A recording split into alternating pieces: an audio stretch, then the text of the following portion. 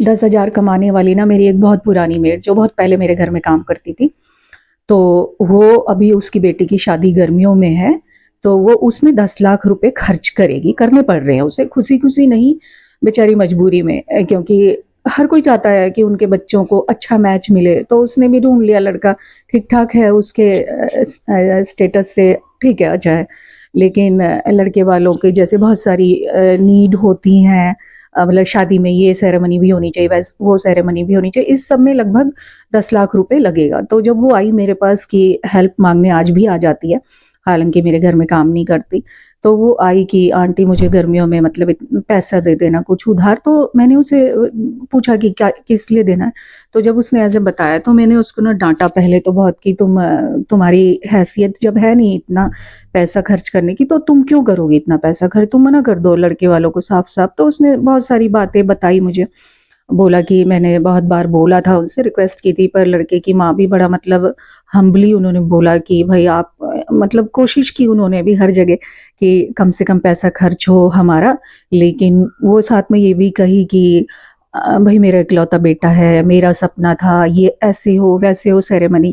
तो मेरा कहने का मतलब ये है कि अभी जो कथावाचक इंद्रेश जी की शादी हुई है ना, उसमें बहुत सारे लोग बोल रहे हैं कि उनकी शादी ऐसी हुई, दूसरों को ज्ञान देते हैं वगैरह-वगैरह। तो मेरा कहने का मतलब ये है कि सबसे पहले तो भई उन्होंने कोई चारा चोर की तरह या बहुत सारे नेताओं की तरह या बहुत सारे लोगों की तरह किसी को ठग कर के तो पैसा कमाया नहीं था।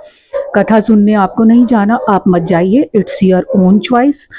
और दूसरी बात कि शादी ना सिर्फ़ अपने लिए नहीं होती, शादी जब होती है ना तो 2 लोगों की नहीं होती, 2 परिवारों की होती है और दोनों परिवारों के बहुत सारे अ, सपने होते हैं कि ऐसे हमारे बच्चों की शादी हो, ऐसे हमारे भाई-बहन की शादी हो, जो भी है मतलब।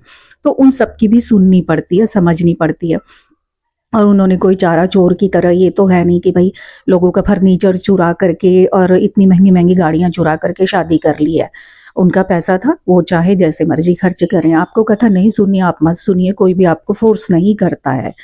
और दूसरी बात, जब खान सर की शादी हुई थी, मैंने तो तब भी यही कहा था, उनकी दुल्हन का जो बड़ा से घूंघट पे डिस्कशन हुआ था लोगों का, मैंने तब भी यही कहा था कि शादी में सिर्फ़ अपनी ही मनमानी नहीं होती है, सब लोगों की सुननी पड़ती है। और मैं अब भी यही कहूँगी कि वो सिर्फ़ कथावाचक हैं, कोई सन्यासी महात्मा नहीं है। उन्होंने कभी ये नहीं कहा कि मैंने माया मोह को त्याग दिया या फिर आप माया मोह को त्याग दो।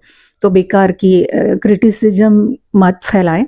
सिर्फ़ ब्राह्मणों के पीछे या कथावाचकों के पीछे लगने से कुछ नहीं होगा। देश की असली समस्याओं पे ध्यान दें। जय भारत।